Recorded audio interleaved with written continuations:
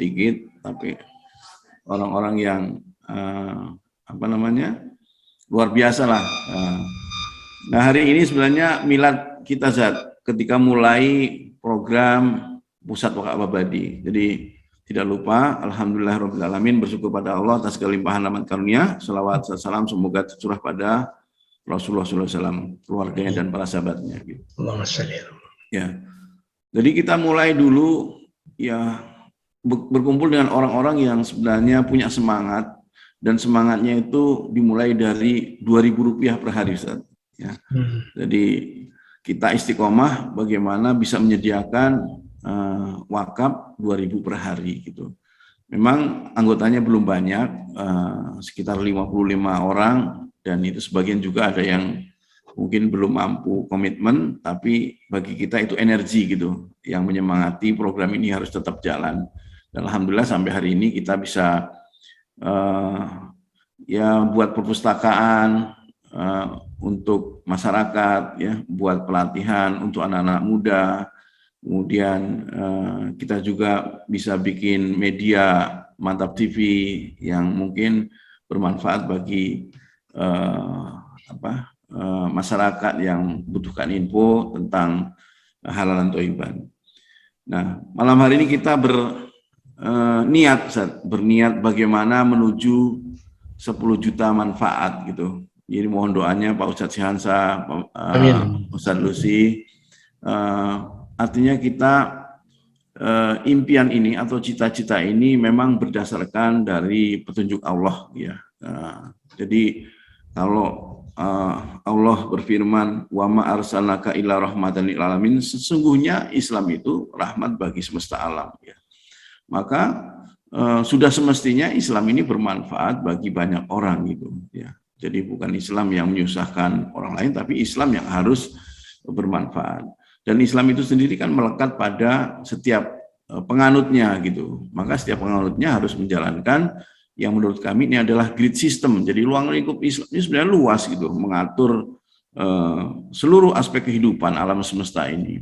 Hanya sebagian orang memandang bahwa Islam ini ya terkotak-kotakan. Nah, ini yang ingin kita bongkar dan kita sajikan bagaimana supaya semakin banyak orang yang sadar dan menjalankan sistem yang sudah begitu sempurna Allah turunkan lewat Rasulnya dan lewat Al-Quran.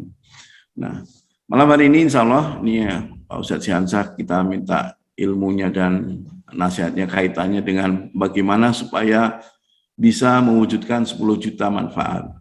Nah, dasar kami begini, Ustadz. Maaf, ya. Saya belum siap juga mau karena baru dapat undangannya ini. Jadi ya. Saya dengar aja ya. Ya. Ya. Jadi siap. Jadi begini, Zat, kita nih sekarang kan udah zaman IT, teknologi canggih. Ya. Saya contohkan awal kita bikin perkumpulan pembudidaya lele organik Indonesia itu, gitu ya.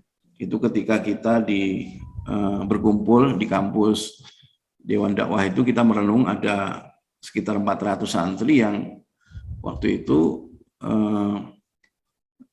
lauk dan makannya anggarannya cuma 6.000 per hari gitu ya.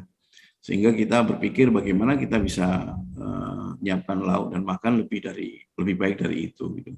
Sehingga kita berkumpul membangun komunitas pembudidaya lele organik Indonesia. Kemudian setelah itu ya dapat kunjungan ulama dari Malaysia, ternyata organik itu belum tentu thayyib gitu, karena di Malaysia ada lele yang dikasih makan jeroan babi, sehingga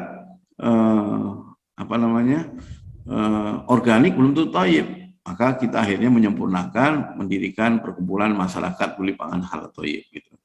Nah, ketika kita mendirikan perkumpulan masyarakat pangan halal thayyib, mengkaji surat Al-Baqarah ayat 168, yang perintahnya adalah ya ayuhan nas kullu mimma fil ardi halalan thayyibah wala tatabihu tuwadi syaiton innahu lakum aduwwum mubin. Nah, ketika mengkaji itu ternyata perintahnya kan wahai manusia, semua manusia tolong perhatikan atau makanlah yang halal dan thayyib gitu, halal thayyibah gitu. Tapi di ujungnya ada wala tatabihu tuwadi syaiton. Janganlah ikuti jalan-jalan setan, sungguhnya setan itu musuh yang nyata gitu. Nah, maka kami sempurnakan dengan mendirikan Mantap Education, gitu. Mantap Education dan Pusdiklat Utsman bin Affan. Mantap Education itu umum, Pusdiklat ini khusus untuk santri dan siapa saja yang ingin mendapatkan pelatihan. Nah, di situ jadi, nah di sini kita ingin menyampaikan bahwa di dalam Al-Quran itu sebenarnya banyak ayat-ayat yang menurut kami mengantarkan orang yang belum mengenal Islam supaya kenal gitu. Jadi istilahnya ketika Allah memanggil ya Yohanes berarti dia bisa dikatakan apakah sudah muslim atau belum. Nah, ini umum gitu kan. Nah, ketika sudah meningkat lagi ya ayyuhalladzina amanu berarti ini yang dipanggil orang-orang beriman. Nah, maka kita coba kumpulkan bagaimana ayat-ayat yang menghimbau kepada Yohanes ini, kita kaji, kita kumpulin materinya, kita siapkan di dalam Mantap Education itu. Dan Mantap Education itu insya Allah akan kita bagikan ke istilahnya ke seluruh penjuru bumi ini yang orang belum mengenal Islam secara kafah. Nah, itulah yang insya Allah kita akan mungkin dalam bentuk materi video, dalam bentuk materi PowerPoint, dalam bentuk materi buku, insya Allah itu yang akan kita bagian menuju 10 juta manfaat tadi.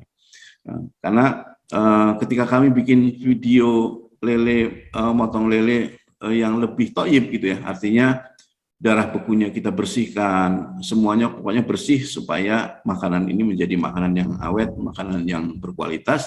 Nah, itu bisa ditonton oleh orang sekitar 4,5 juta orang sampai dengan hari ini, hampir 5 juta gitu.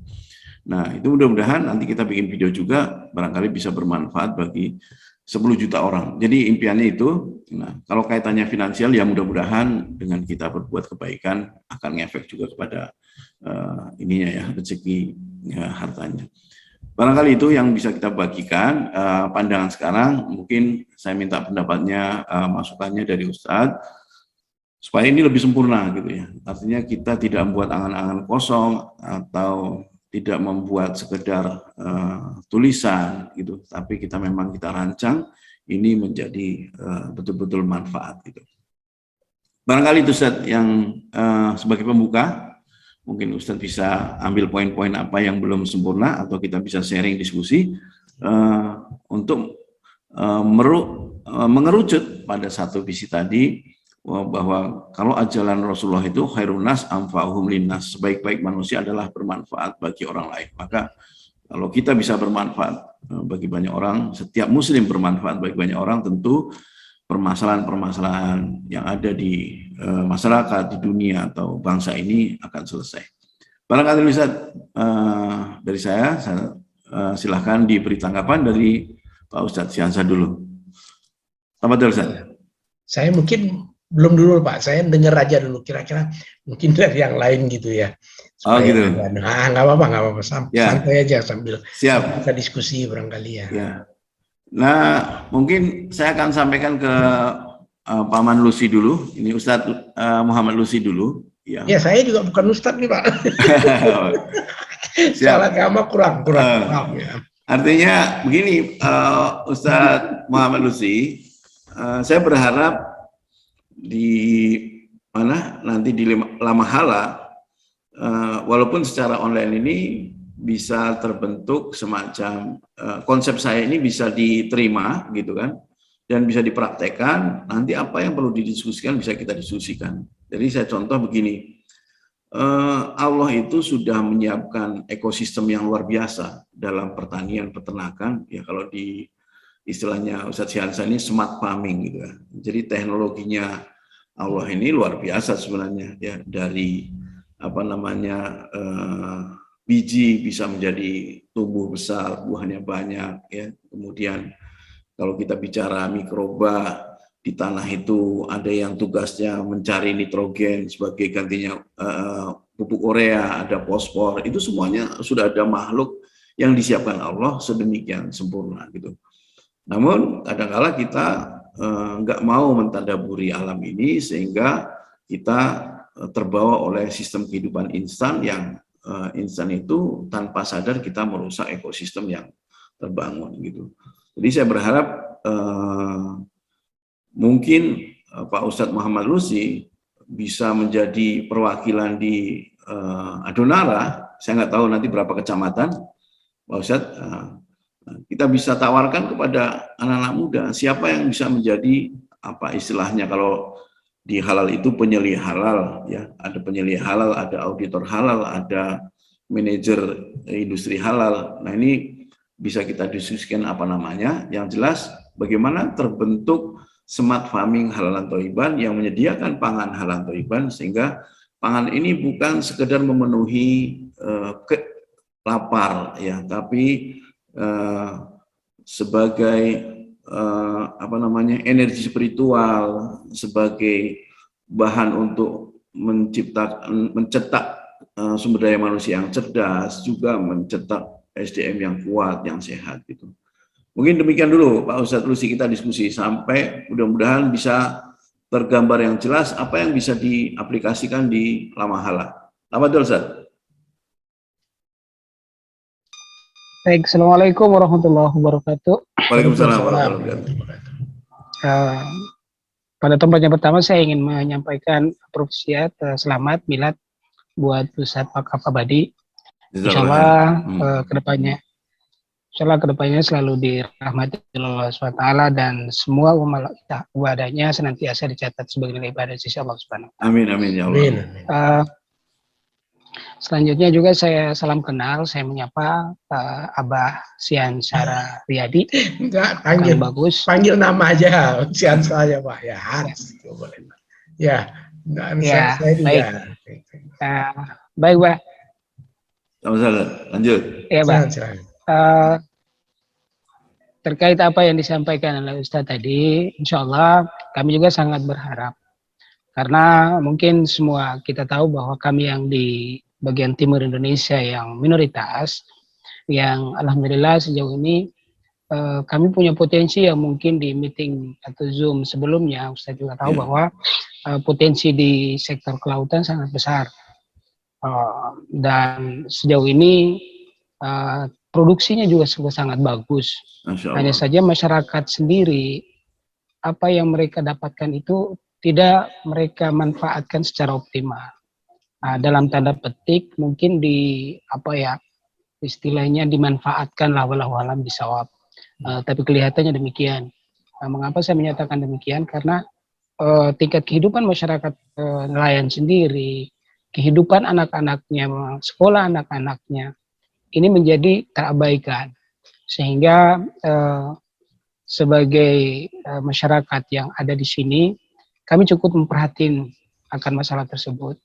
Sehingga kami coba untuk bangkit peduli pada tahun 2015, kami coba hadir dengan satu kelompok anak muda semua, dan alhamdulillah kami hadirkan pondok baca, kegiatan sosial, pendampingan, kegiatan kebersihan, terus memberikan pemahaman tentang bagaimana menjaga alam. Karena sebelumnya ada metode penangkapan ikan itu dengan dua cara yang memang sebenarnya dilarang, seperti ngebom dan memberi potasium atau racun ikan. Dan itu alhamdulillah kami juga memberikan terobosan ke pihak pemerintah dan alhamdulillah terfasilitasi, dan alhamdulillah juga sampai dengan hari ini kegiatan demikian tidak lagi dilakukan. Alhamdulillah.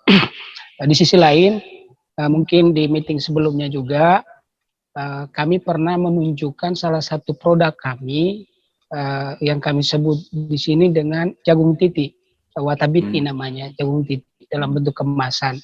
Memang kami sangat membutuhkan labelisasi halal dan lain sebagainya, karena di sini kami merasa penting usaha demikian di sektor pertanian, karena masyarakat petani sendiri tidak bisa memanfaatkan lahan yang begitu luas secara optimal.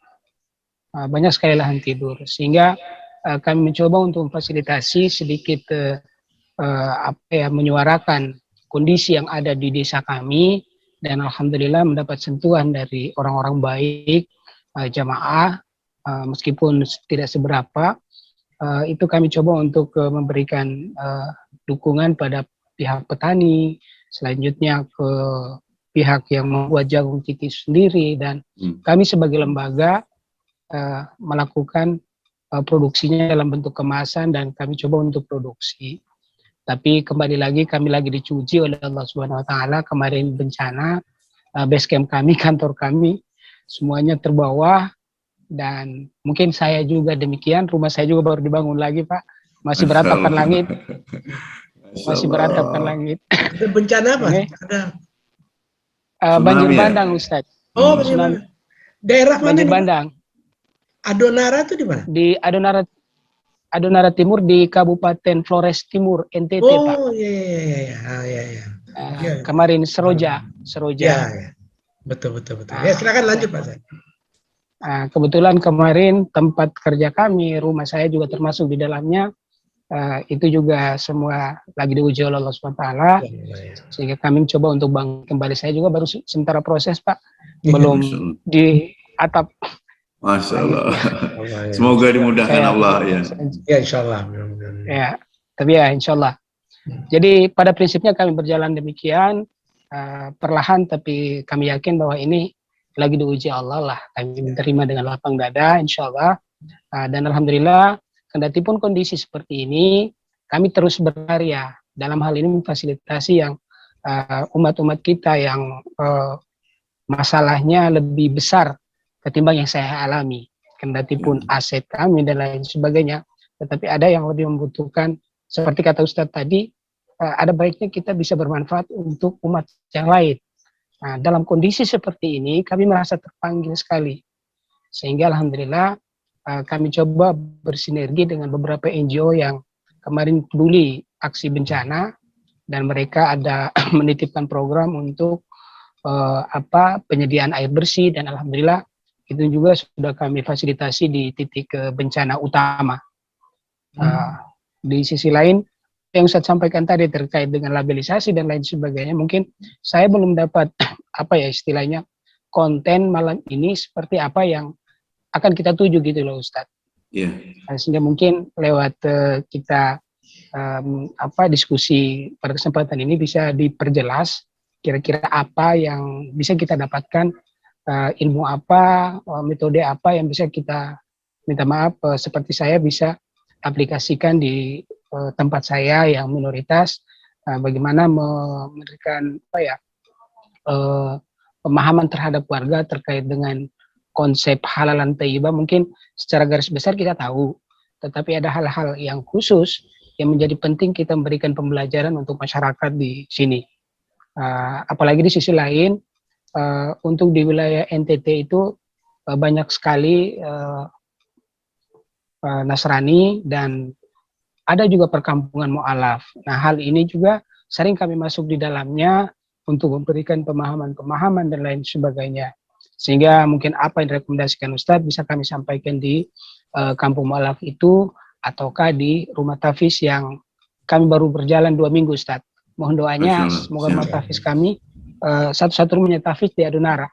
Satu-satunya rumah tafis di Adonara, Flores Timur. Kami coba untuk memberanikan. Mohon doanya semoga rumah tafis ini bisa berjalan dengan baik. Amin. Mungkin demikian gambaran, Ustaz. Ya, siap. Saya tanggapi dulu, Ustaz ya. Silakan. Sebelum saya tanggapi, ini selamat bergabung Ustadz Tengku Sahindra, Barakallahu Fiik, bisa hadir di sini. Suatu kehormatan bisa hadir dalam acara ini. Assalamualaikum, Ustadz. Waalaikumsalam, Ustadz hadir. Ya, Masya Allah. Maaf baru bisa bergabung nih. Ya. Baik, mungkin saya tanggapi dulu ke Ustadz Muhammad Lusi, ya, kaitannya dengan tadi. Jadi konsep halalan thayyiban yang kita teliti, ya, betul. Misalnya walaupun ikan yang sudah jelas halal, tapi ikan itu biasanya kan ada seperti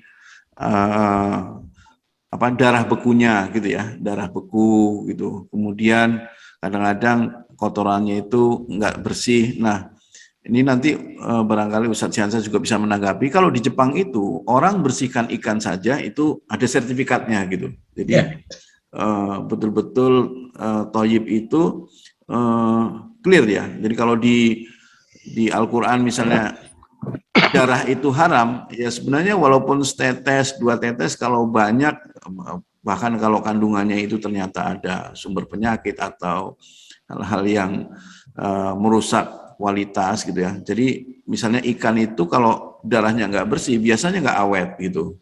Mau dibikin abon, mau dibikin di frozen, itu biasa nggak awet. Tapi kalau darahnya bersih, insya Allah bisa awet lebih lama gitu. Nah, jadi kalau yang dari laut tadi barangkali sudah banyak jenis ikan yang masih juga lebih berkualitas ya, karena itu peliharaan Allah langsung, tidak ada campur tangan manusia seperti pakan, pabrikan kan gitu. Nah, itu bisa dibuat berbagai macam produk yang punya nilai tambah gitu, Pak Ustadz Lucy. Jadi misalnya mau dibikin ikan asin yang berkualitas, abon gitu ya, atau di frozen yang kira-kira kalau dulu ada pengusaha yang ngirim ikan terus daging ke Papua, itu harganya cukup mahal gitu ya. Saya nggak sempat menanggapi itu karena kita produksi kita nggak nyampe, karena ngirim ke Papua itu bisa kontainer-kontainer gitu kalau info dari beliau gitu. Nah itu bisa diterobos dengan tentunya dengan adanya media ini bisa lebih mudah gitu untuk menselesaikan bahwa di Lamahala ini atau NTT ini ada produk muslim yang halalan toiban gitu ya. Kalau perkara misalnya sertifikasi apa semuanya, ini sekarang sudah lebih mudah gitu dengan adanya Omnibus Law ini juga diuntungkan. Tinggal kita sebagai muslim itu ya amanah benar-benar yang halalan toiban gitu. Jadi itu. Nah, yang kedua tadi pertanian yang jagung tadi, bagaimana itu menjadi pertanian yang smart gitu atau cerdas, smart farming. Nah, artinya tadi juga ada kendala air bersih, bagaimana itu juga dipikirkan supaya manajemen air itu selalu tersedia air bersihnya, juga barangkali bisa untuk smart farmingnya ya. Jadi ini betul-betul pernah saya praktekkan waktu di Kalimantan ketika saya mengelola perkebunan kelapa sawit itu ya. Orang-orang yang saya latih dengan iman gitu, artinya yakin kalau kita ini dengan iman ini bisa menghadirkan berkah dari langit dan bumi. Nah, orang lain sibuk ngurusi kebakaran Pak Ustadz gitu ya, nyari air apa semuanya, nyari untuk nyemprot gulma susah. Nah, kita ini alhamdulillah diturunkan hujan yang teratur. Itu yang saya bilang tadi, perkebunan yang para petaninya atau pekerjanya beriman, kita bisa menghasilkan sampai 284%. Nah, ini yang ingin kita, ayo kita buktikan ini ayat-ayat Allah ini, karena itu udah ada dalam surat Nuh gitu ya, surat Nuh yang fakultus tahfiruh innahu kana ghafara gitu. Mohon ampunlah kepadaku, turunkan hujan yang teratur, membanyakkan hartamu, membuat sungai-sungai di bawahnya. Itu menurut saya harus kita buktikan Pak Ustadz Lucy gitu. Nah, barangkali 2 poin itu yang nanti apabila perlu diskusi lebih lanjut, silahkan Pak gitu. Anak muda yang ingin jadi pelopor, misalnya di NTT ini, berapa banyak anak muda yang perlu disekolahkan secara online, atau kalau mau dihadirkan ke sini bagaimana kita diskusikan. Artinya menjadi pelopor bagaimana ini desa ini menjadi sumber pangan halalan toiban, sumber SDM yang cerdas, yang sehat, yang kuat. Barangkali itu mungkin. Kalau ada yang kurang jelas silahkan Pak Lucy. Ustaz. Ya. Baik, tadi saya janji juga mau sedikit ngasih masukan gitu ya. Iya, teman-teman. Baik. Bismillahirrahmanirrahim. Assalamualaikum warahmatullahi wabarakatuh. Waalaikumsalam warahmatullahi wabarakatuh. Sebetulnya saya ini bukan ahli smart farming. Waalaikumsalam. Ya. Saya ini bukan ahli smart farming atau apa, cuman begini, saya mau belajar saja gitu. Siapa? Nah, kalau lihat masalah halalan dan toiban, itu justru negara maju itu lebih selangkah lebih maju, karena mereka butuhkan gitu, dibutuhkan. Kenapa mereka butuhkan? Pertama, mereka membutuhkan itu adalah toyibnya, ya, sehat gitu, makanan itu sehat. Nah, ternyata yang sehat itu itulah yang dihalalkan dalam Islam. Saya nggak bahas ke sana, betul Pak Ustadz. Nah, kembali kepada smart farming, sebetulnya smart farming ini juga harus dibangun dengan yang disebut dengan halal hub juga. Betul, sama dia sama sebetulnya halal hub. Kenapa? Karena ada proses. Nah, cuman memang tadi kebetulan Pak Ustadz Lucy cerita mengenai nelayan gitu ya, atau perikan. Saya sebetulnya yang saya pelajari ini lebih banyak ke pertanian dan peternakan, Pak. Tapi peternakan bukan laut. Karena kalau yang laut itu memang lebih dalam lagi. Nah, kemudian smart farming ini ada dua. Ada yang energi baru terbarukan dan ada yang non energi baru terbarukan. Nah, saya lebih kepada yang non energi terbarukan. Jadi non ya, yang non energi baru terbarukan. Jadi bukan itu, bukan yang energi baru yang terbarukan, tapi yang non energi baru. Kenapa? Karena ini untuk kita yang kecil, artinya yang kita baru memulai itu masih bisa untuk mengakumulasi modal. Nah, saya bicaranya ini bicara bisnis, mungkin Pak Ustadz Hadi tahulah gitu ya, bukan sosialnya, gitu ya. Karena sosialnya itu kalau kita punya bisnis, bersosial itu lebih gampang dibandingkan kita tidak punya bisnisnya. Betul. Gitu ya. Nah, itu utamanya. Nah, bagaimana dengan peternakan maupun pertanian ini? Kalau perikanan itu mungkin kita mesti tahu betul ikannya tuh jenisnya segala macam tuh Ustaz, itu harus kita pisahkan mana untuk dilakukan. Karena ada yang namanya untuk smart farming perikanan ini memang orang itu beternak ikan di tengah laut gitu. Seperti bawal Jepang ya, ikan salmon itu diternakkan Pak, tapi di laut gitu. Ternakan di laut. Kalau nggak salah saya di Bali, di mana itu ada juga, tapi itu besar. Makanya saya nggak berani bermain di perikanan itu karena itu besar sekali. Nah, kita yang kecil nih. Nah, ternak dan tani gitu. Tani itu bisa buah-buahan, bisa beras, bisa segala macam. Nah, apa sih sebetulnya yang disebut dengan smart farming-nya ini? Karena sebetulnya di dalam usaha itu kan ada beberapa hal yang harus kita jaga. Saya paling gampang tuh ngambil contoh untuk pertanian. Kenapa kita bangun itu gitu ya? Bangun itu karena dengan komunitas dan segala macam itu harus ada yang menjaga pasar, marketnya. Mau dia bentuknya apapun gitu ya, koperasi, lembaga atau apa segala macam. Kenapa? Karena yang menjaga pasar inilah yang tidak merugikan petani. Contoh, mungkin kita suka dengar baca berita petani tomat begitu panen, tomatnya malah dibuang. Kalau smart farming nggak boleh. Nah, makanya lembaga itu atau suatu badan usahanya itu dia punya umpamanya entah mesinnya, entah apa, entah segala macam gitu ya. Kalau padi mungkin mesin pengering atau apa segala macam. Itu semuanya nggak mahal sebetulnya. Murah, tapi dikoordinasikan karena supaya dia efektif. Karena kalau kita punya lahan sawah itu mungkin sampai ribuan hektar, kan nggak mungkin kita sendiri punya gitu ya. Kita mungkin punya 5 hektar, 10 hektar, tapi di sekeliling kita banyak gitu. Nah, bagaimana menjaganya itu supaya mereka itu bagus? Kita bukan jadi tengkulak gitu. Ini yang berbeda. Makanya saya sampaikan tadi, kita bukan jadi tengkulak. Kalau kita tengkulak, pasti kita punya tauke kan gitu. Tapi kita itu menghitung. Nah, makanya disebut smart farming itu, kita ngitung. Berapa sih harga pokok daripada produksi? Tomat, berapa harga pokok produksinya? Oh, harga pokok produksinya 5.000. Nah, yang wajar petani itu dapat keuntungan berapa? Umpamanya 40%. Berarti harga minimal itu 7.000. Dia bisa hidup. Tapi kan bisa jadi pada saat tomat dibutuhkan, harga tomat kan bisa 10.000. Betul. Ya kan? Nah, kalau harga 10.000, dia mau jual sama tengkulak itu silakan. Atau sama pembeli yang lain. Tapi kalau harga di pasar itu di bawah 7.000, maka kita beli dengan 7.000 gitu. Gitu. Nah, ini yang penting dipahami. Jadi kita bahwa petani itu tidak akan jual produknya. Terus tomat itu untuk apa? Macam-macam.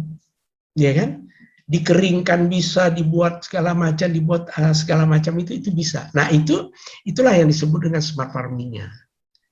Yang non energi baru terbarukan. Tapi kalau seperti jagung segala macam itu bisa, kalau besar sekali bisa ke energi baru terbarukan. Betul. Gitu. Kayak di Eropa segala macam itu dari situ dia, dari jagung segala macam. Nah, kita membuat itu. Nah, pertanyaannya, bagaimana kita memulainya? Karena di Indonesia ini saya lihat belum ada yang sampai ke smart farming itu. Artinya saya katakan yang kecil-kecil gitu ya, yang bisa mengadukan kelompok. Kelompok itu artinya mungkin ada lembaga atau seperti tempatnya Pak Ustadz Lucy tadi, oh bisa ini dilakukan. Kemudian apa? Ya seperti Ustadz Hadi tadi bilang, Al-Quran menyatakan bahwa di situ diberi berkah, di bawahnya mengalir air. Nah, kita buat yang di daerah-daerah seperti itu, kita buat seperti biopori umpamanya begitu. Jadi air hujan itu tidak dijalankan sana terus kan. Nah, begitu juga produk yang akan kita produksi itu kita harus tahu betul. Kalau umpamanya seperti kita bicara sekarang lagi rame porang, ya. Nah, porang itu minimal 350-400 meter di atas permukaan laut, MDPL gitu. Kalau kita cuma dataran rendah ya jangan, berat kita. Nah, jadi kita mesti tahu betul gitu. Itu tahu betul, baru dibuat itu. Nah, bagaimana supaya dia menjadi smart farming tadi? Prosesnya itu nanti yang kehalalan thayyibatnya itu silakan Pak Adi nanti anukan, karena sekarang kan kita sebetulnya bisa membuat sertifikat itu gitu.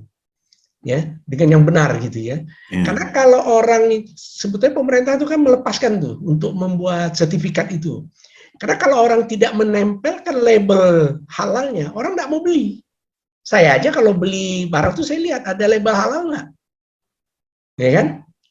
Wah, ini belum tentu label halalnya asli tidak asli. Itu nomor 3 karena kita tidak bisa meneliti kan gitu. Itu saya tidak sampai bahas ke sana. Tapi semakin lama orang akan beli produk itu yang ada labelnya, label halalnya. Siapapun yang mengeluarkan label halal itu, gitu, ya kan? Nah, kembali tadi mengenai smart farming itu, kalau bisa nanti itu kita itu membentuk yang namanya bisnisnya. Gitu. Bukan sosial dulu, saya tidak ada bahas sosial ya. Karena terus terang aja, kalau saya bahas sosial, ya berapa sih saya bisa wakaf? Ya, saya bisa mengeluarkan wakaf berapa sih gitu? Tidak mungkin harta saya serahkan semua atau apa. Karena saya punya tanggungan, punya keluarga, punya ini, kan begitu. Tapi kalau saya punya ada bisnis ini, nah di bisnis itu bisa saja kita sepakati. Pokoknya kita bentuk satu bisnis itu, wah Pak, kita nggak ada modal. Nggak apa-apa, modal itu bisa dikompromikan. Kenapa saya katakan bisa kompromikan? Artinya begini, contoh ya. Saya, Ustadz Hadi, Ustadz Lucy, Pak Tengku, umpamanya mau bisnis nih. Berapa butuh modal? 100 juta, umpamanya gitu. Oke, siapa yang mengerjakannya? Gitu kan?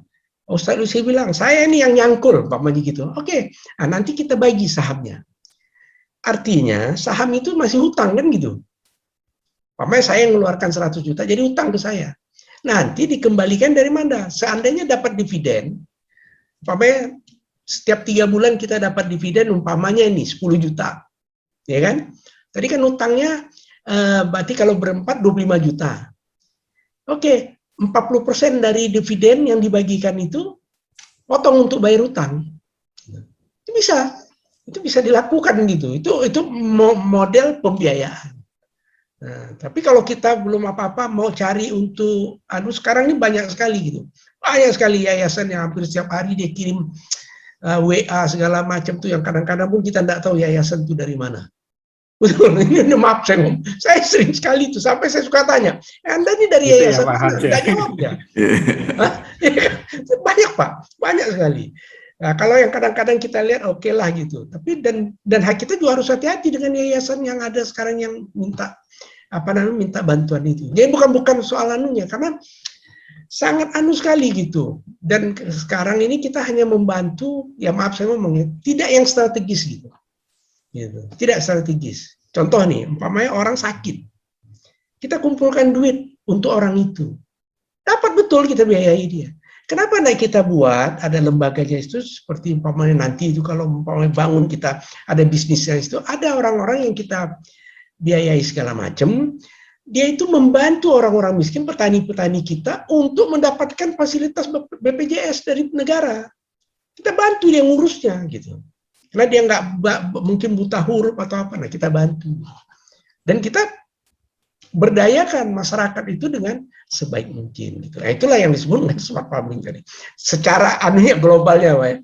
Tapi kalau detailnya itu cukup panjang itu. Nah, saya lagi uji coba di Jogja itu dengan kawan saya, ada 3 anak muda. Saya yang paling tua, saya udah 65 nih, Pak Ustadz Lucy. Sebetulnya enggak mau bisnis, bukan bisnis saya. Saya maunya, saya duduk enak-enak, saya kasih nasihat, gitu kan, apa ilmu yang saya punya, saya dapat keuntungan juga gitu. Bisa mau sedekah, mau apa, itu urusannya lebih gampang gitu kan. Lebih banyak anunya. Nah, itu kita jalankan gitu. Nah, nanti dari bisnis itulah kita perkembangan. Jadi ada orang yang dia sifatnya itu dia kita suruh, lu urusin tuh administrasi orang-orang yang tidak dapat fasilitas itu. Nanti dimintakan karena dana desa juga ada yang untuk membiayai BPJS itu gitu loh. Ada lagi yang anunya segala macam. Nah, kita tinggal lihat aturan main gitu. Nah, itu kalau yang kita mau sosialnya gitu. Nah, tapi dari penghasilan kita sepakati 10%, 5%, 20% terserah. Ya tentunya di awal tentunya sedikit. Ya kan, minimal kita dengan zakatnya itu 2,5% umpamanya begitu. Itu untuk sosial dulu gitu. Tapi kalau sudah besar, kita mau 100% kita serahkan gitu kan, ya mungkin Pak saya pernah diskus juga dengan Ustaz Adi itu yang apa insinyur salah gitu. Itu bisa saja gitu. Nah, jadi itu anunya aja. Mungkin di situ Pak. Jadi kalau untuk halal atau thayyibah itu bisnis itu akan maju Pak. Karena di Eropa itu kalau nggak salah saya itu tahun 3-4 tahun yang lalu itu pasarnya itu sekitar 80-an miliar euro. 80 miliar euro gitu. Kurang lebih pasarnya. Nah, jadi bagaimana membuat yang halal thayyibah? Tentu kita kan punya ahlinya Pak Hadi tadi. Nanti kita diskusikan gitu. Dan sekarang bukan hanya orang Islam yang membuat yang halal itu, Pak. Non-Islam pun juga. Karena itu tadi seperti darah ikan segala macam itu. Kalau lihat di Jepang, itu ikannya itu beda sama kita, nggak amis dia. Dia bersihan betul-betul tuh, airnya ngalir tuh. Nah, airnya itu pun tidak dibuang begitu aja. Setelah air dari itu dimasukkan ke dalam bumi lagi. Gitu. Nah, itu tuh anunya. Ya, mungkin itu yang bisa saya sampaikan sedikit gitu kan dalam perkenalan. Mungkin untuk berikutnya barangkali kita harus punya planning, Ustadz, kalau mau bahas ini di apa namanya itu di Zoom ini. Jadi ada kita siapin umpamanya mau bikin apa nih? Kambing umpamanya atau apa, nanti kita siapin ini loh anunya, caranya begini, di mana yang ada kita ya enggak usah besar-besar lah, enggak usah yang apa miliar-miliar itu mungkin ya belum manunya lah kita ini, karena mencari kepercayaan orang juga tidak gampang gitu ya. Nah, tapi kalau kita sudah ada bagus bisa jalan, nah itu nanti kita ini. Kalau saya pengennya tuh seperti kambing gitu, kita beli mesin untuk bikin kefir Pak, yogurt itu. Gitu. Kalau kita bikin itu sangat anunya, dan mesinnya itu enggak mahal, enggak sampai 100 juta. Gitu. Murah gitu loh. Tapi susu kambing itu. Dan sekarang di Eropa itu susu kambing itu lebih diminati di Eropa atau di Amerika lebih diminati daripada susu sapi. Nah itu ya. Cuman di sini kan lebih mahal kan susu kambing. Betul ya. Terima kasih. Itu sampaikan. Saya tutup dulu dengan wassalamualaikum warahmatullahi wabarakatuh. Waalaikumsalam warahmatullahi wabarakatuh. Jazakallah khair. Ini Pak Ustadz Syihansah ilmunya mengenai pentingnya tadi ya menjaga pasar itu. Ini memang poin penting. Kadang kemarin ada penelitian beras saja sampai 17 mata rantai pun yang mengambil keuntungan dari petani sampai ke konsumen gitu ya. Masalah ini mungkin saya minta masukan dari Pak Ustadz Tengku, analisanya barangkali bagaimana supaya kita pertama kita menuju 10 juta manfaat, kemudian tadi potensi yang kita bicarakan adalah Ustadz Muhammad Lusi di Lamahala yang sedang diuji bagaimana bangkit supaya menjadi desa yang tadi produsen pangan halal thayyibah, ekonominya maju, masyarakatnya cerdas. Tafadhol Ustaz Tengku. Ya. Assalamualaikum warahmatullahi wabarakatuh. Waalaikumsalam. Terima kasih Ustadz tadi. Ini ada Ustadz Syihansah juga. Ada. Akhirnya diberi kesempatan untuk berbicara. Ya, saya ingin sedikit sebenarnya menegaskan apa yang sudah disampaikan oleh Ustadz tadi. Tadi saya suka tuh. Jadi Ustadz tadi bercerita mengenai bagaimana ketakwaan dan keimanan, dan ternyata memang benar. Saya merasa tuh kalau kita mau berbisnis apapun ya, bursa dagang, tingkatkan dulu tuh keimanan dan ketakwaan, karena saya udah membaca, melihat dan menyaksikan sendiri ya. Mereka ini ada satu, saya diceritakan salah satu dai atau ustadz yang biasa lah berkeliling. Beliau pernah ada di suatu pulau ya. Jadi ini nelayannya sederhana, biasa lah penduduknya ya, hampir muslim semuanya. Nah, itu penduduknya tuh sangat beriman, sangat bertakwa, sangat inilah sholat 5 waktu, rajin ke masjid, kira-kira tahu nggak apa yang terjadi pada penduduk tersebut? Jadi kalau wilayah-wilayah lain itu kayaknya ikannya susah didapat, tapi kalau daerah tersebut, ini profesinya rata-rata nelayan ya, itu nangkap ikannya gampang banget. Kemudian juga hampir nggak ada badai, nggak ada hujan deras, nggak ada apa sesuatu yang mengganggu. Jadi memang kalau mau kita meningkatkan ketakwaan dan keimanan di awal, itu ternyata berkah Allah muncul masuk ke wilayah tersebut, ya. Kemudian ada lagi nih kasus ini di wilayah luar Indonesia lah ya, di wilayah perang. Jadi ada suatu wilayah yang dikuasai oleh pejuang atau mujahidin ya. Setelah mereka menguasai wilayah tersebut, mereka tuh menanam inilah biasa ya, tanaman di sana kan gandum. Nah, ternyata tanaman gandum tersebut itu kalau biasanya tuh dalam gandum itu paling cuma 5-7 bulir saja. Tapi ternyata di wilayah tersebut itu sampai 30-40 bulir. Artinya berapa? Jadi berkah Allah turun di situ karena penduduknya melaksanakan syariat Islam, beriman, bertakwa, timbullah apa? Nggak tahu bagaimana ya, saya juga kayak kekuasaan Allah. Padahal mungkin pupuknya biasa ya sama yang lainnya, tapi ya ada tangan-tangan apa dari Allah yang membantu untuk ikut menyuburkan sehingga hasil produksi itu bisa 5-7 kali lipatnya lah dibandingkan yang biasa, seperti itu. Nah itu saya setuju apa yang sudah diungkapkan oleh Ustadz Hadi ya, bahwa memang keimanan dan ketakwaan itu harus dimunculkan yang pertama dulu. Jadi keyakinan kita bahwa kita itu berusaha berbisnis tapi dengan meningkatkan ketakwaan dan keimanan kita kepada Allah Subhanahu wa taala itu sangat membantu sekali. Itu yang pertama. Nah, yang kedua sebenarnya menegaskan apa yang sudah dikatakan Pak Syahansyah ya.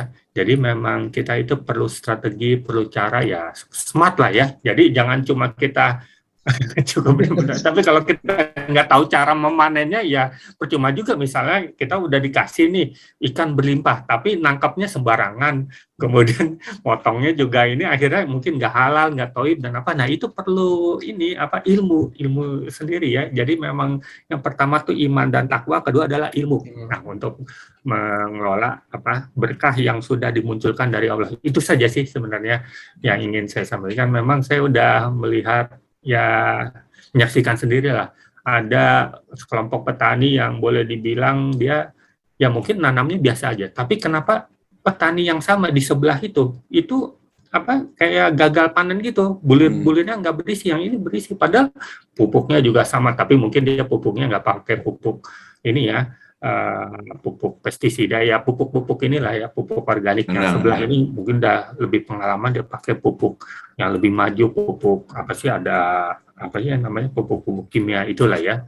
Nah itu ternyata ya karena ini dibaringin dengan keimanan ketakwaan ya bulir-bulir padinya tuh berisi penuh semua, nggak ada gagal. Yang ini justru dia gagal. Jadi bisa di satu wilayah yang sama, yang satu penduduknya mungkin lebih beriman bertakwa atau petaninya, yang satu lagi ini petaninya sekuler atau bagaimana, itu berkahnya nggak sama gitu, padahal masih satu lokasi, satu wilayah sama, seperti itu. Itu aja sih yang ingin saya tegaskan. Memang keimanan dan ketakwaan itu harus muncul di pertama. Kedua adalah adanya ilmu ya untuk menangani, mengelola ya, seperti tadi Ustaz tadi yang ikan itu ya seharusnya bersih ya, bahkan kayak di Jepang itu Ustaz Syahansyah sudah bilang bahwa kenapa ikannya nggak amis ya, berarti dia cara penyembelihan, bukan penyembelihan ya, apa sih namanya, membersihkan itu benar-benar darahnya keluar semua, betul. Jadi bersih, nggak ada. Jadi ikan itu kan sebenarnya ada darahnya juga ya, Ustaz ya. Nah kalau darahnya itu udah nggak ada di tubuhnya, udah nggak ada di badan ikan tersebut ya, otomatis akan jauh lebih bersih dan nggak amis ya. Sama seperti kita kayak motong kambing lah ya. Kalau kita benar-benar memotong sesuai syariat Islam itu darahnya akan keluar deras tuh, sehingga ikut membersihkan daging, dan dagingnya akan jauh lebih enak, lebih toib ya. Cara motongnya ya halal, tapi kadang-kadang nggak toibnya ini yang bikin bau, bikin amis. Itu aja Ustadz tadi, mungkin dua saja deh saya, iman dan takwa yang di awal, kedua adalah ilmu untuk menjalankan apa ya, entah itu namanya smart farming atau smart culture atau smart apa sih, aquaculture ya, atau perikanan, smart fisheries ya, bisa ada farming, fisheries, apa smart forestry atau selanjutnya. Itu saja Ustadz ya, sebagai tanggapan dari saya, mudah-mudahan bisa bermanfaat Ya. Jazakallahu khair. Wassalamualaikum warahmatullahi wabarakatuh.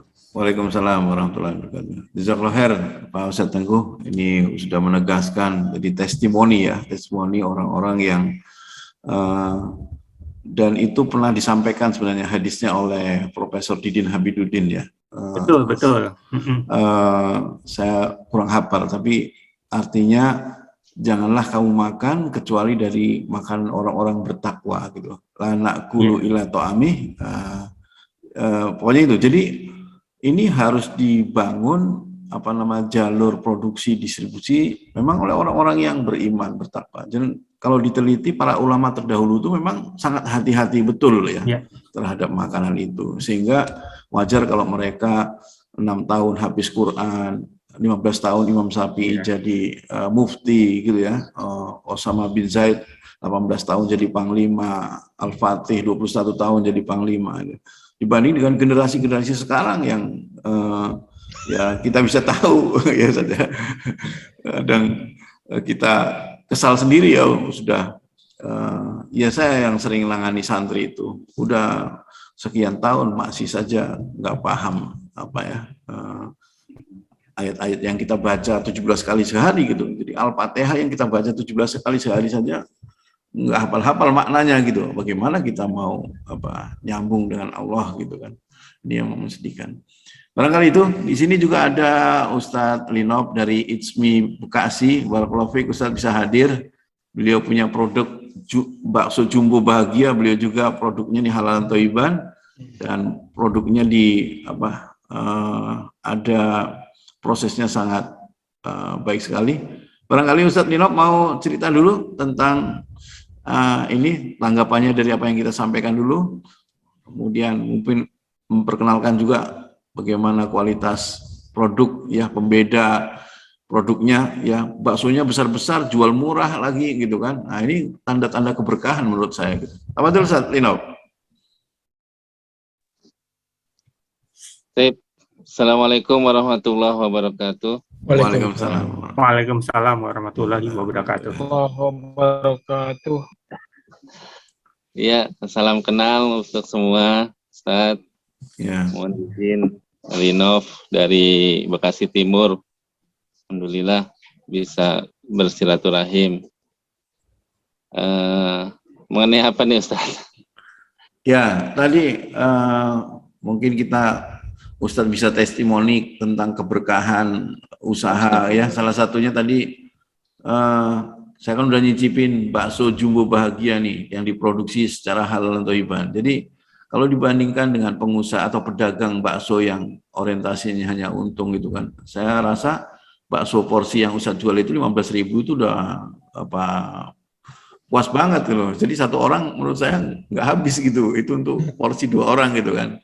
Nah itu kan Ustadz cerita kemarin ini produksinya oleh Muslim, kemudian bahkan sampai dialiri dengan bacaan Quran gitu ya, itu luar biasa. Mungkin Ustadz bisa cerita nih Ustadz.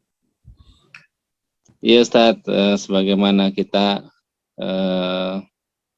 berusaha kan untuk bahagia dunia dan akhirat, maka bisnis kita pun bagaimana bukan sekedar untung rugi, tapi bisa jadi kendaraan kita bisa membawa kita ke surga. Amin. Atau bahkan malah bisa mencelakakan kita masuk neraka gitu kan. Nauzubillah. Sehingga yang kami usahakan bagaimana memberikan makanan yang halalan thayyiban, karena makanan bukan sekedar untuk mengenyangkan perut, tapi juga untuk menegakkan tubuh dalam rangka beribadah pada Allah, gitu sebagaimana Ustadz pernah sampaikan. Jadi kami menjual, kalau orang bilang kan jualan makanan tuh untungnya bisa 2 kali lipat gitu. Ya, kita merasa kalau di up 30% aja sudah untung, ngapain harus 2 kali lipat gitu kan, sampai 100% atau 50%. Maka kita jual dengan harga dari produksi kita naikin cuma sedikit. Yang penting yaitu tadi kita mengharap keberkahan, orang bisa makan bakso dengan diameter 10 cm, Ustaz. Isinya Insya Allah. daging semua, insya Allah. Dari prosesnya kita sudah jaga supaya tidak ada barang-barang haram yang masuk ke dalamnya. Bahkan ya sambil diperdengarkan murotal Al-Quran. Jadi kita berharap keberkahan di situ. Jadi ya alhamdulillah, walaupun untung sedikit, tapi karena kuantitinya jadi banyak. Kayak kemarin alhamdulillah kedatangan YouTuber datang ke rumah, datang ke kedai, dia borong langsung 30 porsi gitu. Alhamdulillah. Kaget juga kita, 30 porsi langsung diborong. Udah gitu suruh dibagi-bagikan lagi ke masyarakat sekitar. Masya Allah. Jadi promosi juga kepada masyarakat, dibayar pula oleh si YouTuber ini. Iya, Masya Allah. Gitu. Alhamdulillah, itu keberkahannya insya Allah bagian dari itu. Belum lagi pelanggan-pelanggan, alhamdulillah selama ini baru ada satu yang kecewa. Dari semua testimoninya bagus-bagus, satu doang yang kecewa karena kata dia kuahnya kurang gurih, kurang mecin gitu. Ternyata dia memang generasi mecin katanya. Oh, gitu. Keluarga kami suka mecin, jadinya ya ditambahin mecin lagi sendiri gitu. Ya. Itu doang Ustaz yang bisa kami sampaikan. Mudah-mudahan istiqomah. Amin, ya, amin. Walaupun Ya, sedikit, yang berkahnya kita cari. Terima kasih Ustaz. Ya, jazakallahu khair, barakallahu fiik. Kalau boleh tanya, baksonya ini bakso jadi mateng itu atau bahan bakso gitu Pak? Apa maksudnya bakso mentah gitu yang dijual? Bakso yang sudah bisa siap jual makan. frozen, bisa frozen juga, bisa siap makan. Oh gitu. Ini kita jual bakso sebesar ini cuma 19.000 satu porsinya. Satu porsi itu seberapa Pak? Satu porsi itu satu bakso besar sama 2 bakso kecil-kecil dan pakai mie dan sayuran gitu. Terus kita beli tinggal masak sendiri gitu. Maksudnya apa, bumbunya udah ada ini? Oh, kalau itu satu porsi matang, jadi dari kita udah tinggal makan aja, Ustaz. Oh, gitu. Kalau yang frozennya lebih murah lagi karena kita nggak masak, jadi kita jual satuan kalau frozennya. Pakai bumbunya? Ada bumbunya, Pak? Ada bumbunya juga ada. Jadi tinggal apa, kita campur kayak Indomie gitu lah? Iya, tinggal dicemplungin ke kuah gitu kan, masak sampai mendidih. Udah makan bersama keluarga. Alhamdulillah satu bakso besar itu bisa untuk 2 bahkan 3 orang kalau ini. Bisa buat jadi mukeng nih, ingin ngerasain baksonya juga. Boleh tuh. Ada jual online, Pak? Iya, kita udah daftar online saat. Nanti bisa di-share saja. Tinggal nunggu approval. Cuma tadi sudah di-approve, tinggal kita download aplikasinya. Cuma kita masih mengukur kemampuan kita nih, karena kalau sudah online kan bakalan banyak yang datang. Kita lagi nyari orang juga buat bisa bantuin gitu. Jadi belum siap kita online kan, sementara masih via WA ya teman-teman. Alhamdulillah tiap hari ya omsetnya lumayan sih. Packagingnya segala udah bagus Pak ya, udah bagus. Ini kalau boleh di share screen saya bisa buka. Boleh. Boleh, silakan. Terus udah diteliti tahan berapa lama gitu kan? Nah, disitulah kendala kita, cuma kita nggak pakai bahan pengawet, nggak pakai borak, nggak pakai ini. Jadi kalau nggak ditaruh di freezer, saya jamin 1 hari udah basi. Oke. Oh, nggak apa-apa yang penting karena nggak pakai pengawet, nggak pakai ini bahan. Jadi kalau pakai pengawet memang bisa lebih lama sih, seperti yang di produk-produk komersil itu. Tapi kalau itu rasanya akan beda, kesegaran sama ininya ya. Betul. Nah, barangkali di packagingnya dituliskan kalau tidak dianu itu hanya sekian jam gitu. Jadi orang nggak kecewa kan anunya. Iya. Saya pernah beli bahan-bahan ya seperti daging sama itu emang same day delivery itu Pak Hans. Jadi Betul, beku betul. ya. Saya pesan pagi, siangnya udah dikirim ya. Iya. Jadi kayak apa steak tenderloin atau ya semacam itulah ya. Ada ternyata Betul. suppliernya. Ada, Cuma ada. itu impor kan. Ya. Kadang-kadang kita pingin ngerasain nih ya udahlah bumbu-bumbunya kan bisa bikin sendiri. Lumayan Ya. Pak rasanya Pak. Mirip-mirip wagyu Ini. dikit lah. Nah, ini daftar harganya. Aduh, bikin ngiler nih Pak nih. Aduh. Ini ada bakso. Warungnya di mana nih Pak? Atau ininya? Daerahnya nanti bisa di-share ya. Di Perumahan Margahayu. Bekasi Timur. Waduh, Timur. Bekasi ya. Waduh, lumayan juga ya ke Bekasi. Saya di Depok soalnya. Mahalan ongkos anunya. Tapi ada Iya, yang lewat beli tol dan lain-lain. di Jagakarsa ada yang beli itu ongkos kirimnya Oh gitu. 70.000 mau dia. Harus belinya banyak Pak, biar nggak rugi. Belinya langsung Iya. berapa ini. Oke. Nggak boleh diongkos. Yang Berarti apa ongkos. yang paling laku tadi apa tuh yang Yang 10 jumbo. senti itu yang mana ya? Ini yang jumbo nih isi Oh, yang jumbo. 15.000 isi daging. Kalau ini Karena yang saya sama Cesar. istri saya tuh termasuk suka bakso nih, perlu nih didatengin nih, tinggal cari waktu aja nih. Berkunjung nih perlu Ustaz Tangguh nih. Bagus insya Allah. Mana itu nih foto-fotonya. Saya kalau izin kasih testimoni memang baksonya enak banget, Ustaz. Wah, Masya Allah. Ada lucu ya? Iya. Masya Allah. Saya cari di Google Maps belum muncul ya bakso jumbo bahagia ya, atau belum di ini ya? Seharusnya udah masuk Google itu tuh. Belum ya. Saya juga termasuk kayak gini. Saya juga termasuk ini yang ininya ya, frozennya ya. Frozennya. Iya, jadi wajib Mungkin ditaruh di kalau bisa freezer. same day delivery menarik juga nih ya, yang jumbo-jumbo itu bisa ini. Iya, lebih murah itu ongkirnya kalau same day itu.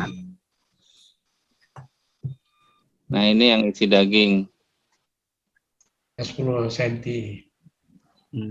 Diameter 10 cm, jadi satu mangkok itu full.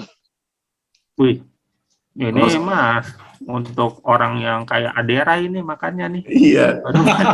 Saya udah nyobain Ustaz, nikmat. Jadi porsi itu kalau buat saya buat berdua itu sendiri nggak habis. Iya. Tergantung orangnya. Saya kalau makan bakso porsi besar itu seharian udah gak makan lagi, Ustaz. Oh gitu ya. Langsung 3 kali ya. Ya udah itu rapel 3 kali.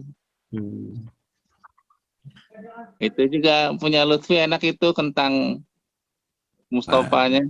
Wah iya. Alhamdulillah itu. Wah ini lagi penyajiannya ya. Nah ini nih. Sebesar ini. Ini 19.000. Ya yang penting dijaga anunya Pak. Apa namanya itu halal dan toyibnya sama kebersihannya segala macam itu kan harus mesti ini. Bagus. Ya alhamdulillah. Nah ini packaging kita seperti ini. Udah bagus ya packagingnya. Frozen, ada lagi yang frozen ya. Belum dipres itu kan? Belum, itu packaging yang bisa dibuat dimakan ada. Oh, oke. Ada lagi yang gimana ya?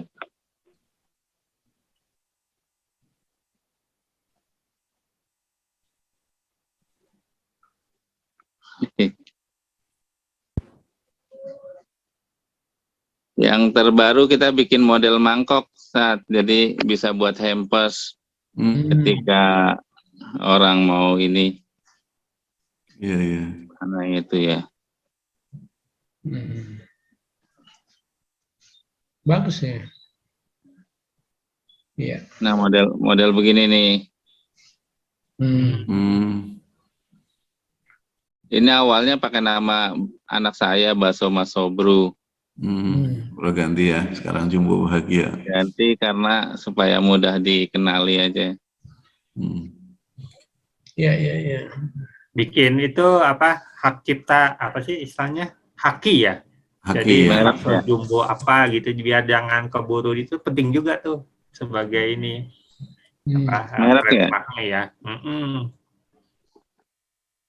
Jadi merek dagang lah ya. Iya. Cuman yang belum, yang lupa hal seperti itu. Yang belum ketemu ini Ustaz, pengganti plastik itu apa gitu ya. Jadi kalau orang go green itu kan disarankan kita nggak pakai plastik gitu ya. Itu sebenarnya juga harus kita pikirkan tuh sedikit pembeda nilai tambah gitu. Iya, cuma jadi menambah biaya juga sih memang. Ada sih ya bahan-bahan yang bukan plastik gitu. Betul. Bisa dipelajari lah. Ya, baik. Baik, terima kasih. Ya. Ya, jazakallahu khair Pak Linop, Pak Ustadz Linop yang telah menyampaikan kualitas produk baksonya. Insya Allah juga sudah testimoni bahwa usaha niat melayani umat hasilnya berkah, gitu ya. Niat melayani umat menyediakan pangan halal thayyiban, gitu. Mas Lutfi mau cerita testimoni juga ini setelah hijrah dari perusahaan juga anak muda yang berani hijrah kemudian buat usaha, salah satunya juga makanan kentang Mustafa. Oh cerita Mas Lutfi sebentar, testimoni tentang keberkahan ya, menyediakan pangan halal thayyiban, terus niatnya melayani umat, menyediakan produk yang nggak ada tipu-tipunya pokoknya. Ya, terima kasih Ustaz ya. Jadi perkenalkan ya, sebelumnya saya Lutfi ya. Jadi memang sebenarnya dari dulu, ini Pak Linov ini sebenarnya mantan atasan saya juga nih. Beliau, Ustaz Linov. Saya diajarin juga sama beliau banyak. Ya. Ya jadi hebatan ya, Lutfi. Ya. Iya Pak, jadi mungkin saya sharing sedikit ya. Jadi memang dari dulu tuh saya bukan tipe orang yang seneng bekerja sama sebuah perusahaan gitu ya. Mungkin kalau saya cerita dari awal lulus SMK gitu, saya pertama kali kerja ya di tempatnya Pak Linov waktu itu ya. Saya selama 2 tahun setengah. Kemudian saya diajarkan wirausaha sama Pak Desa saya gitu. Dan berjalan sampai dengan saat ini. Nah kemudian saya ambil kuliah, jurusan psikologi. Setelah lulus, saya ditawari, saya masih lanjutkan usaha saya, dan di waktu kuliah itu juga memang ya asbabnya juga dari hasil usaha juga gitu. Jadi udah lepas dari pembiayaan dari orang tua gitu. Nah kemudian saya sempat bekerja juga selama 1 tahun di salah satu perusahaan logistik. Mungkin kalau Bapak Ustaz pada kenal perusahaan namanya Agility logistik ya. Dia itu perusahaan brandnya itu punya Kuwait Pak, dan itu ada di sekitar 140 negara gitu. Nah, saya merasa memang bukan berat yang tadi saya bilang, saya tuh nggak nyaman untuk terus-terus bekerja sama orang gitu. Dan akhirnya saya kembali ketemu nih sama saya tadi nih. Asbabnya waktu itu ditelepon ya, kabarnya gimana? Pas banget saya lagi pengen cerita ya. Alhamdulillah di Sherlock gitu kan, akhirnya kita silaturahmi sambung lagi. Ya dari situ salah satunya membuat saya putuskan untuk saya berhenti bekerja gitu, berhenti. Yang awalnya saya masih ragu-ragu, cuman Ustaz tadi memberikan motivasi yang begitu luar biasa. Terus kemudian juga saya memang termasuk orang yang punya kegelisahan tersendiri terhadap kondisi ekonomi atau kondisi industri saat ini gitu, yang lebih kepada sifatnya merusak alam gitu. Ditambah lagi saya juga menonton sebuah channel yang namanya Ekspedisi Indonesia Biru, yaitu 2 jurnalis independen yang mungkin Ustaz udah tahu, yang namanya Dandi Laksono dan satu lagi Ucok ya. mereka berdua itu keliling Indonesia dengan menggunakan motor Karisma dan mau membuktikan apakah kebijakan nasional ini berdampak pada kesejahteraan rakyat. Nah, selama 1 tahun ekspedisi, dan dia menciptakan sebuah film sekitar 52 episode. Kesimpulannya adalah negara ini sebenarnya bukan media untuk mensejahterakan rakyat, tapi hanya untuk menguntungkan lewat sistem industrialisasi yang tentunya merusak alam gitu. Nah, dari situ akhirnya udah saya putuskan berhenti bekerja ya. Dan pada akhirnya ya berlanjut lagi berwirausaha dan bikin produk juga, snack kentang Mustafa. Saya buatkan namanya Salam Kentang Mustafa. Alhamdulillah memang targetnya adalah reseller gitu Pak. Jadi kita membidik reseller, mengaktifkan ekonomi kerakyatan ya. Dan memang ya alhamdulillah sampai saat ini sudah pengiriman itu sudah sampai luar Jawa, khususnya di wilayah Jawa Timur, Bali dan sekitarnya gitu Pak. Udah ada yang megang di sana. Nah kami tapi kendalanya tetap ada keterbatasan produksi gitu aja Pak. Sampai saat ini. Ya, untuk testimoninya mungkin Ustadz Linov nih sama Ustadz Adi pernah nyobain juga. Ya, alhamdulillah istri saya senang juga dengan kentang Mustafa produksi Mas Lutfi ya. Tinggal kita namainnya tuh produknya namanya Salam gitu Pak. Salam itu Salam, ya. Sahabat alam gitu. Masya Allah ya. Insya Allah mudah-mudahan terus istiqomah melayani umat gitu ya. Amin, insya Allah. Ya. Enak banget itu kentang Mustofanya sampai ada yang mau beli kan. Karena tinggal sedikit. Jadi saya bilang karena kita makan sendiri di rumah, keluarga gitu, jadi buat makan pakai nasi, pakai ini enak tuh. Dia bumbunya ini banget, full banget, itu enggak. Kalau yang biasa kan biasalah bumbunya sedikit gitu, itu dari bumbunya udah meresap banyak. Jadi memang asbabnya itu adalah istri saya memang suka ini ya Pak, istilahnya kalau itu ngulik. Jadi saya punya mbah di Jakarta, dia produksi juga kentang Mustafa, dan istri saya terinspirasi dari rasa mbah saya, dan menurut saya itu adalah kentang Mustafa terenak yang pernah saya makan ya, yang punya resep mbah saya gitu. Dan akhirnya istri saya tuh ngulik dan ya tahun ini kemarin sebelum Ramadan itu tahun kedua ngulik gitu, dan kita dapat klik rasanya gitu kan. Dan memang istri saya sendiri itu adalah orang yang sama sekali nggak pernah masak menggunakan bahan penyedap rasa gitu ya. Jadi memang kentang Mustafa itu bisa dikatakan 0% penyedap rasa, memang full di bumbu. Seperti itu Ustaz. Mantap. Ya, jazakallahu khair Mas Lutfi. Mudah-mudahan semakin meningkat produksinya ya. Sekali lagi, kalau semakin banyak produsen muslim yang menghasilkan pangan halal thayyiban, saya yakin generasi kita ini semakin hari semakin lebih baik, cerdas gitu ya. Sehat, kemudian energi spiritualnya juga bagus ya. Karena ketika kita perhatikan tadi makanan para ulama itu betul-betul diperhatikan, makanan halal thayyiban.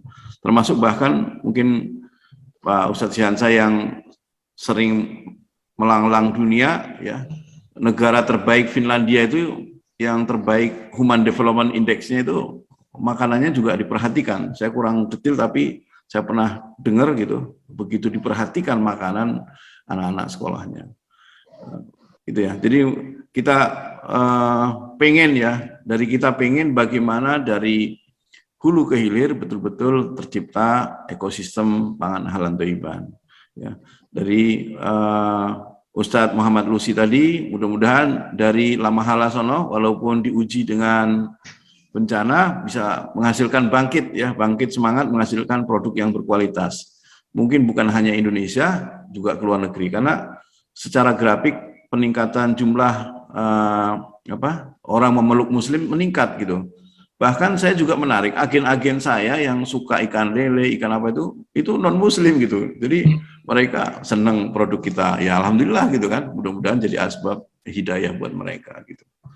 Mungkin Pak Ustadz Syihansa ada masukan lagi, Pak Ustadz Tengku? Saya cukup Pak, sementara cukup. Cukup ya, ya. Jadi kami mohon doanya dari Pak Ustadz Syihansa, Pak Tengku. Kita sekali lagi pengen menuju 10 juta manfaat ini, ya mudah-mudahan tercapai gitu ya. Walaupun mungkin dari sebuah video, sebuah edukasi, sebuah karya kecil, tapi mudah-mudahan semakin hari semakin banyak. Karena banyak testimoni yang sudah kita terima, anaknya kurang cerdas, kemudian makan konsumsi lele, berarti betul lele itu ada omega 3 untuk kecerdasan otak, ada omega 6 untuk kesehatan jantung gitu ya. Jadi sehingga kita terus produksi walaupun mungkin belum besar.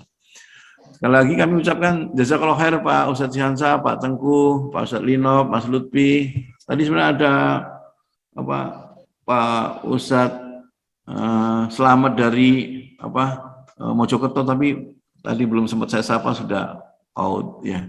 Pak Ustadz Muhammad Lusi nih, saya berharap dari Lamahala sono hadir para pemuda yang pejuang halalan thayyiban ini ya, yang siap juga insyaallah menghadirkan tadi kalau makanannya halal thayyiban, bacaannya Quran, saya yakin makanan jasmaninya sudah bagus, makanan rohani makanan jasmaninya sesuai Quran, bacanya Quran, saya yakin kita akan bangkit. Dan efeknya juga tadi ya, karena saudara-saudara kita yang belum dapat hidayah itu membuktikan merasakan nikmatnya makanan halal thayyiban. Dan itu kalau kita kembalikan ke Al-Quran, memang betul itu perintahnya diamanahkan ke umat muslim untuk menyediakan pangan halal thayyiban gitu. Karena kalau yang non muslim kan belum tentu paham dengan syariat halal thayyiban yang benar gitu.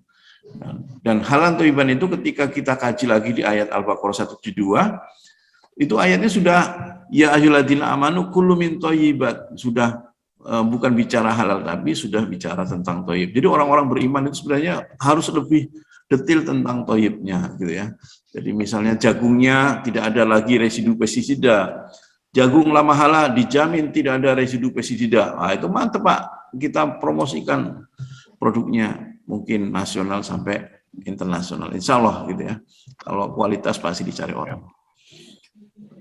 Demikian barangkali kalau tidak ada lagi, Pak Ustadz Muhammad Lusi, ada yang sampaikan lagi? Kalau tidak ada kita tutup. Terima kasih. Ya, mudah-mudahan. Terima kasih untuk ilmunya semua. Ya, jelas Pak Muhammad Lusi ya. Mudah-mudahan nanti bisa komunikasi lagi apa yang kita sampaikan. Betul. Ustadz Dino. Barangkali kalau ada yang mau menggunakan kegiatan-kegiatan Zoom, Ane punya sampai kapasitas 500. Masya Allah, siap. Subhanallah. Ya. Baksonya dikirim ke NTT juga, Bang. Wah. Porsi NTT itu tadi. Porsi besar itu porsi NTT itu. Iya. Pak Ustadz Lusi, kalau di sini ada bakso ikan tuna gitu, itu laris juga di sini. Mudah-mudahan di sana bisa hadir itu dari Lamahala itu. Ikan apa gitu. Insya Allah. Masalah berkelah. Ya, jazakallahu khair, jazakumullah khairan sudah bisa hadir di acara Milad 2 ini. Kami sangat bersyukur walaupun sedikit yang hadir, tetapi ini menjadi penyemangat kami untuk berkarya, bermanfaat bagi kemaslahatan umat. Tentunya sekali lagi Islam ini sangat luas, bagaimana setiap muslim kalau memberikan manfaat, maka sebenarnya solusi masalah satu persatu akan dibantu selesaikan oleh Allah. Kita sebagai khalifatul ardh tentunya harus mengemban amanah ini dengan baik dan benar. Sekali lagi, jazakumullah khairan, barakallahu fiik jami'an. Mudah-mudahan waktu yang hadir ini nanti menjadi pemberat timbangan amal kebaikan di yaumil akhir. Amin ya Allah. Amin ya rabbal alamin. Sekali lagi, jazakumullah khairan. Assalamualaikum warahmatullahi wabarakatuh. Waalaikumsalam. Waalaikumsalam warahmatullahi wabarakatuh.